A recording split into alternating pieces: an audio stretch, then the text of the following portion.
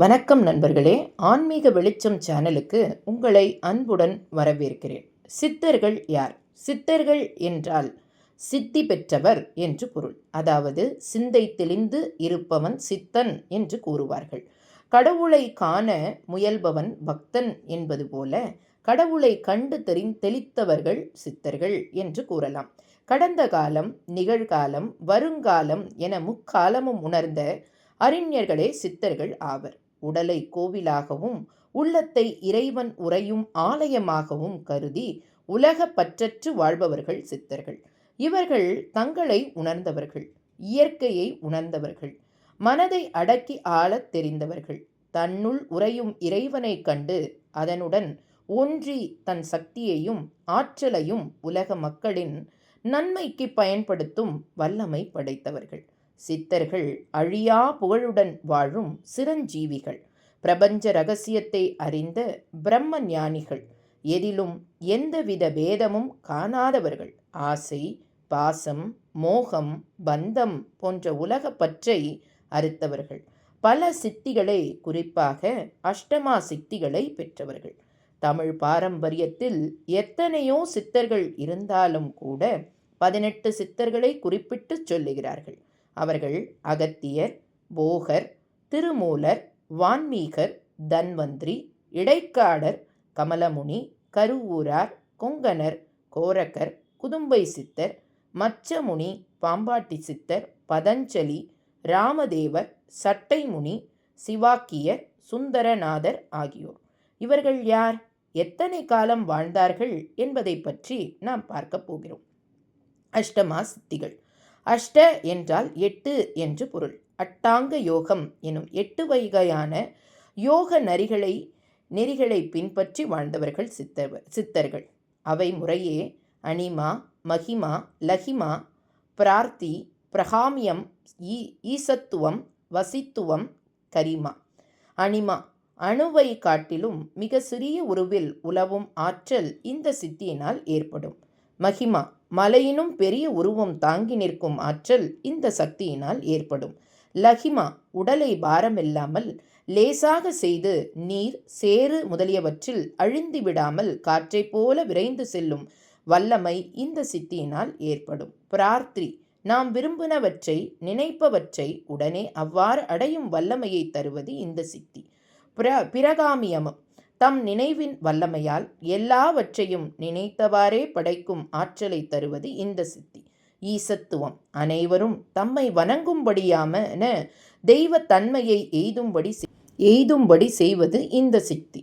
ஈசத்துவம் அனைவரும் தம்மை வணங்கும்படியான தெய்வ தன்மையை எய்தும்படி செய்வது இந்த சித்தி. வாசித்துவம் உலகம் அனைத்தையும் தன்வயப்படுத்தி நடத்தும் ஆற்றலை பெற்றிருக்கச் செய்யும் இந்த சித்தி. கரிமா ஐம்புலன்களும் நுகரும் இன்ப துன்பங்களை பற்றி கவலைப்படாமலும் அவைகளுடன் சம்பந்தப்படாமலும் இருக்கும் வல்லமையை அளிக்கும் இந்த சக்தி. 18 சித்தர்கள். சித்தமயம் சிவமயம் என்பார்கள். சிவனே முதன்மையாக சித்தராக கருதப்படுபவர். உலகில் சித்தர்கள் பல பேர் உள்ளனர் என்றாலும் நம் தமிழ் மரபின்படி 15 சித்தர்கள் எனப்படும் 18 சித்தர்கள் தலையாய சித்தர்களாக கருதப்படுகின்றனர். அவர்கள் முறையே திருமூலர், ராமதேவர், அகத்தியர், இடைக்காடர், தன்வந்திரி, வால்மீகி, கமலமுனி, போகர், மச்சமுனி, கொங்கணர், பதஞ்சலி, நந்திதேவர், போதககுரு, பாம்பாட்டி சித்தர், சட்டைமுனி, சுந்தரநாதர், குதும்பை சித்தர், கோராக்கர். அகத்தியர் 18 சித்தர்களில் முதன்மையானவராக கருதப்படுகிறார் அகத்தியர். இவரது குரு சிவபெருமான். சித்தர்களுக்கெல்லாம் தலைவர் என அறியப்படுகிறார். தமிழ் சித்த மருத்துவ முறைகளை இந்த உலகிற்கு அளித்த மகான். கடுமையான தவத்தின் வாயிலாக பல சித்திகளை பெற்றவர். தமிழ் இலக்கிய விதிமுறையான அகத்தியம் எனும் நூலை எழுதியவர். திருவனந்தபுரம் அனந்தசயன திருத்தலத்தில் சமாதி அடைந்ததாக வரலாறுகள் கூறுகின்றன. இவரது ஆயுட்காலம் 4 யுகம் 48 நாட்கள். போகர் என்றாலே பழனிமலை முருகப்பெருமானது திருவுருவச் சிலையே நமக்கு முதலில் கண்முன் தோன்றும். நவபாஷாணங்களை கொண்டு முருகப்பெருமானின் திருவுருவ சிலையை செய்தவர் போகரே. இவரது குரு அகத்தியர். வைத்தியம் மற்றும் வேதியியலில் சிறந்து விளங்கியவர். போகர் 7000, போகர் 12,000, சப்தகாண்டம் 7000 போன்ற நூல்களை இயற்றிய இவ்வுலகுக்கு அளித்தவர். இறுதியாக பழனிமலையில் சமாதி அடைந்தார். 300 ஆண்டுகள் 18 நாட்கள் இவரது ஆயுட்காலம் சொல்லப்படுகிறது. திருமூலர் 63 நாயன்மார்களில் ஒருவராக திகழ்கிறவர் திருமூலர். இவரது குரு நந்திதேவர். மூலன் என்ற இடையனின் உடலினுள் புகுந்து ஆண்டுக்கு ஒரு பாடல் என்ற விகிதத்தில் 3000 பாடல்களை பாடி திருமந்திரம் எனும் நூலை இயற்றினார். சிதம்பரம் நடராஜ பெருமான் கோவிலில் சமாதி கண்டார். இவரது ஆயுட்காலம் 3000 ஆண்டுகள் 13 நாட்கள். வான்மீகர் நாரத முனிவரின் சீடராவார். இராமாயண இதிகாசம் எனும் பெரும் நூலை வழங்கியவர். திருவையாறு எட்டுக்குடி எனும் ஊரில் சமாதியடைந்தார். 700 ஆண்டுகளுக்கும் 32 நாட்களும் வாழ்ந்துள்ளார். தன்வந்திரி காக்கும் கடவுள் திருமாலின் அம்சமாக போற்றப்படுகிறார். தன்வந்திரி ஆயுர்வேத மருத்துவ முறையை இவ்வுலகுக்கு அளித்தவர். வைத்தீஸ்வரன் கோயிலில் சமாதி அடைந்துள்ளார். இவரது வாழ்ந்த காலம் 800 ஆண்டுகள் 32 நாட்கள். இடைக்காடு எனும் ஊரில் வாழ்ந்தவர். இவரது குரு போகர் கருவூரார். இவரது பாடல்கள் உலக இயல்புகளை, நிலையாமையை உணர்த்தும் இறைவனை எப்படி அடைவது என்பதை சொல்லுகிறது. தாண்டவ கோனே, கோனாரே, பசுவே, குயிலே என பாடிய பாடல்கள் நாட்டுப்பாடல் மரபினை காட்டுகின்றன. இவர் திருவண்ணாமலையில் சித்தியடைந்தார். இவரது ஆயுட்காலம் 600 ஆண்டுகள் 18 நாட்கள். கமலமுனி போகரிடம் சீடராய் இருந்து யோகம் பயின்று சித்தர்களில் ஒருவரானவர். இவரது குருக்கள் போகர் கருவூரார். கமலமுனி 300 என்னும் மருத்துவ நூல், ரேகை சாஸ்திரம் ஆகிய நூல்களை எழுதியுள்ளதாக தெரிகின்றது. இவரது ஆயுட்காலம் 4000 ஆண்டுகள் 48 நாட்கள். அரூரில் சமாதி அடைந்துள்ளார். கருவூரார் தஞ்சை பெரிய கோவில் உருவாக பெரிதும் காரணமாக இருந்தவர் கருவூரார். இவர் போகரின் சீடர். கருவூரார் பூசாவிதி எனும் நூலை எழுதியுள்ளார். இவரது வாழ்ந்த காலம் 300 ஆண்டுகள் 42 நாட்கள். கரூரில் சமாதி அடைந்துள்ளார். கொங்கணர் போகரின் சீடர். பல மகான்களை சந்தித்து ஞானம் பெற்றவர். கொங்கணர் கடைக்காண்டம், ஞானம், குளிகை, திரிகாண்டம் என பல நூல்களை இவ்வுலகுக்கு வழங்கியுள்ளார். இவரது ஆயுட்காலம் 800 ஆண்டுகள் 16 நாட்கள். திருப்பதியில் சமாதி அடைந்துள்ளார். கோராக்கரின் குருக்கள் தத்தாத்ரேயர், மச்சமுனி, அல்லமா பிரபு ஆகியோர். மச்சமுனி அருளால் கோசாலையில் இருந்து அவதரித்தவர். அல்லமா தேவரிடம் போட்டியிட்டு தன்னைவிட மிஞ்சியவர் என்பதை உணர்ந்து அல்லமா தேவரிடம் அருள் உபதேசம் பெற்றவர். போயூர் என்ற இடத்தில் சமாதி அடைந்துள்ளார். ஆயுட்காலம் 880 ஆண்டுகள் 32 நாட்கள். குதும்பை சித்தர் அழுகுமணி சித்தரின் சீடர் இவர். இவரது பாடல்களில் குதும்பை அணிந்த பெண்ணை குதும்பாய் என அழைத்து பாடல்களை பாடியுள்ளார். இவர் பாடிய பாடல்களில் தமக்கு தாமே உபதேசம் போல் அமைந்த பாடல் சிறப்பு பெற்றது. மாயவரத்தில் சமாதி அடைந்துள்ளார். ஆயுட்காலம் 1800 வருடம் 16 நாட்கள். மச்சமுனியின் குருக்கள் அகத்தியர், பின்னாகீசர், பசுண்டர் ஆவர். பின்னாகீசியரிடம் சீடராக இருந்து உபதேசம் பெற்றவர். ஹதயோகம், தந்திர யோகம் குறித்த நூல்களை எழுதியுள்ளார். திருப்பரங்குன்றத்தில் சமாதி அடைந்துள்ளார். ஆயுட்காலம் 300 ஆண்டுகள் 62 நாட்கள். பாம்பாட்டி சித்தர். இவரது குரு சட்டை முனி. ஆடு பாம்பே என பாம்பை முன்னிறுத்தி பாடல்கள் பாடியதால் பாம்பாட்டி சித்தர் என அழைக்கப்படுகிறார். பாம்பாட்டி சித்தர் பாடல்கள் சத்திராரூடம் போன்ற நூல்களை இயற்றியுள்ளார். மருதமலையில் சமாதி அடைந்துள்ளார். ஆயுட்காலம் 123 ஆண்டுகள் 32 நாட்கள். பதஞ்சலி ஆதிசேஷனின் அம்சமாக அவதரித்தவர். குரு நந்தி வியாகர பாதருடன் தில்லையில் இருந்து சிவதாண்டவம் கண்டார். பதஞ்சலி யோக சூத்திரம் எனும் அற்புதமான நூலை இயற்றியுள்ளார்.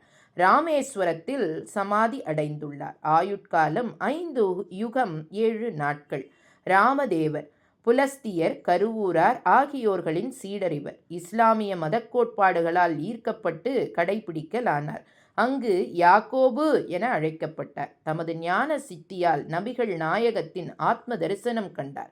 அதன்பின் பல நூல்களை அரபு மொழியிலேயே எழுதியதாக கூறப்படுகிறது. ஒரு சமயம் அங்கு வந்த போகர் இவருக்கு தரிசனம் அளித்தார்.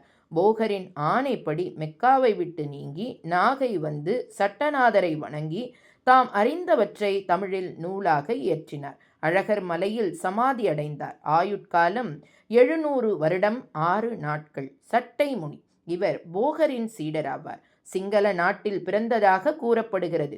வேதியியலில் சிறந்து விளங்கியவர். வேதியியல் தொடர்பான வாத காவியம் எனும் நூலை இயற்றியுள்ளார். ஸ்ரீரங்கத்தில் சமாதி அடைந்துள்ளார்.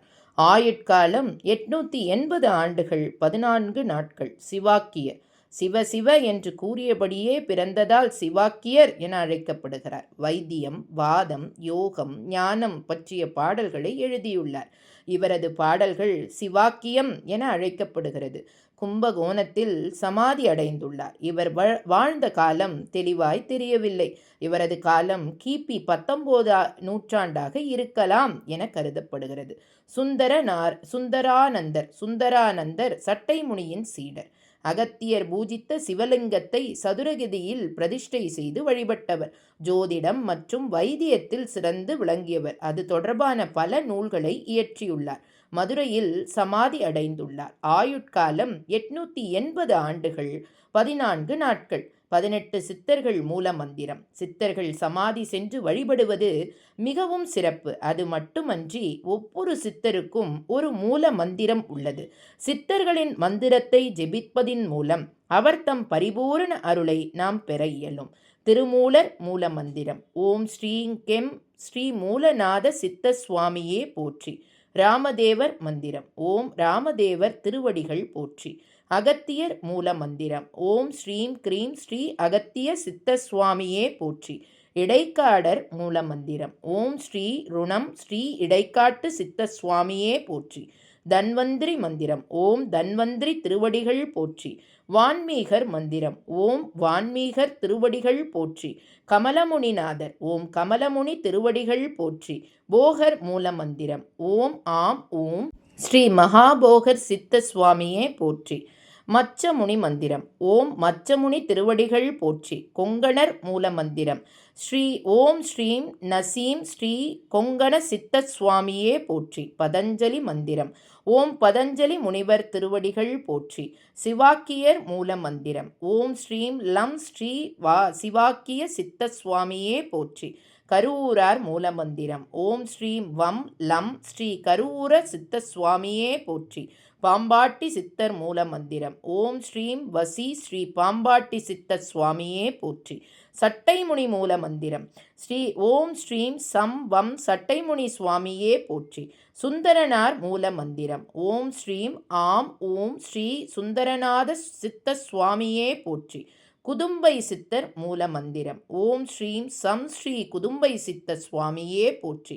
கோராக்கர் மூல மந்திரம். ஓம் ஸ்ரீம் கலம் ஸ்ரீ கோராக்க சித்த சுவாமியே போற்றி. சித்தர்கள் வாக்கு சிவன் வாக்கு. நன்றிகள் பல.